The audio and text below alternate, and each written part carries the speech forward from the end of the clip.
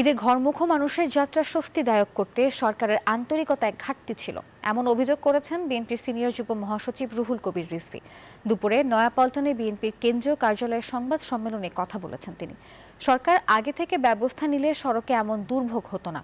মানুষকে শঙ্কামুক্ত করতে সরকারের ব্যাপক কোনো উদ্যোগ নেই জানিয়ে তিনি দ্রুত নির্বাচিত সরকারের তাগিদ দেন। এ সময় ভারতের ক্রমাগত পুশিন ইস্যুতে সরকারের নীরব ভূমিকা নিয়েও প্রশ্ন তোলেন বিএনপির এই জ্যেষ্ঠ নেতা। বান্ডেল থাকলে প্রতি সেনমানিতে টাকা বাঁচবে। বিকাশ সেনমানি বান্ডেল কিনে জিতুন প্রতি লেনদেনে। রোজার মাসে তো মোটামুটি আমরা দেখেছি অতটা যানজট হয়নি, হ্যাঁ, মোটামুটি নির্বিঘ্নে মানুষ যাতায়াত করেছে। তো এইবারে রোজার ঈদে তো এইবারে কেন এটা তৈরি হলো? তাহলে নিশ্চয়ই যদি কোথাও কোনো লুপহোল থাকে তাহলে সেটা তো আইডেন্টিফাই করে সেখানে ব্যবস্থা নেওয়ার দায়িত্ব তো সরকারের। কারণ সরকার হচ্ছে মানুষকে স্বস্তি দেবে, নিরাপত্তা দেবে, কারণ সকল রাষ্ট্রীয় অ্যাপারেটাসগুলো সরকারের হাতে।